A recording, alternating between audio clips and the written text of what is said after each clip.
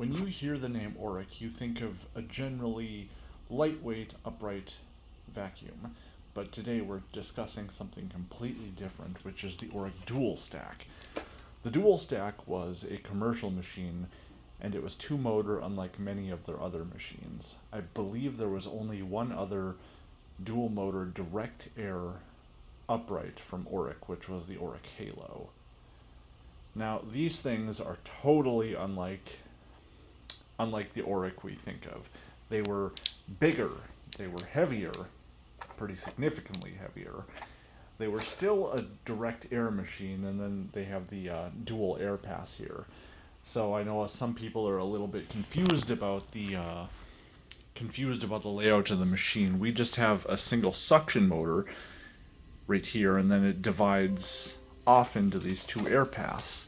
Now, when I got this machine, it seemed like it had decent power, but it was certainly nothing special, and I discovered that one of these two tubes were blocked, which is kind of the downfall of this design. Air, or fluid, rather, is always going to follow any path with the least resistance. So if one of these gets blocked off, there isn't a lot of pressure to keep trying to move whatever through there. It'll just go through the other tube. But that also means you're decreasing your the outlet from the motor by half. And this unit had quite a bit of damage to it. It required a lot of repairs. A lot of the screw wells on the inside here were broken. The housing is cracked, because we still have a big crack running down here. And you can see that crack running all the way down here. So huge crack on the back of it, and then of course the broken out screw wells.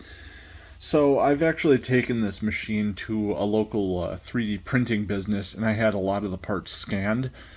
Now, he did say there would be some additional modification needed to the models in order to make them printable. I did have him do that for the fan on here, and I'll put a link to my Thingiverse profile where you can find these things. So the fan should be good, but the other ones might still need a little bit of work yet. I know, like, the base plate here is incomplete. So don't expect, perfect results without a little bit of work going into it. Although some of the other pieces, like it looks like the fan housing scanned pretty well. And I might actually have to have one of those printed off fairly, well, maybe not fairly soon. And I also need to fix this yet. But, yeah, I just figured, with this machine being out of circulation for so long, it might be a good idea to have a backup. And that's all I could think to do. So, let's take a look at the bag here.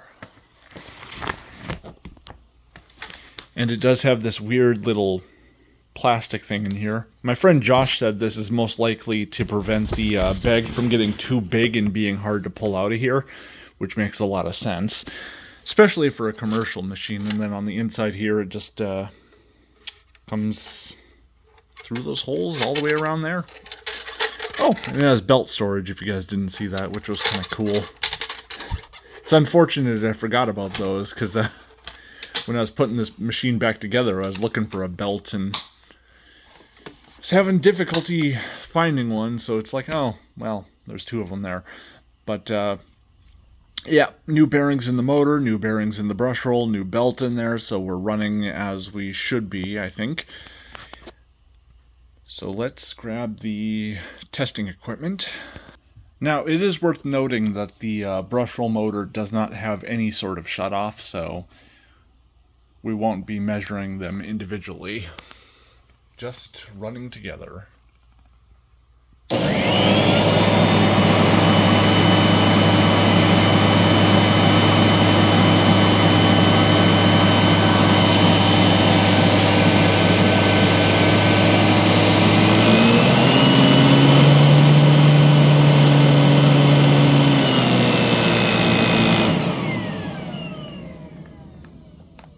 It reminds me very slightly of the Vorwerk in terms of its sound. And I'm also not going to lean this machine back because it does not affect the air path on this thing. It's like everything is kind of solid here, so I mean it still has to make that kind of swooping 90-degree turn, so leaning it back doesn't affect anything, doesn't affect the height adjustment either, so we're just going to do it this way.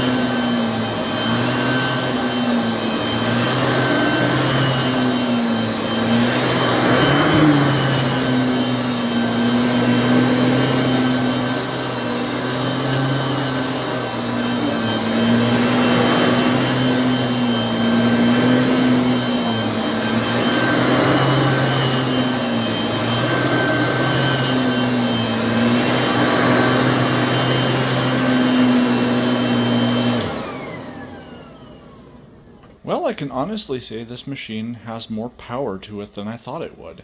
I mean, obviously it's a direct air machine. Those tend to score pretty well in terms of airflow testing. But I guess I just didn't think it would be quite as good as it is. So, pretty impressed with it, and I'm glad to finally have it up and running. I have been kind of eyeing one of these for years, and now I finally have a working model. Yay!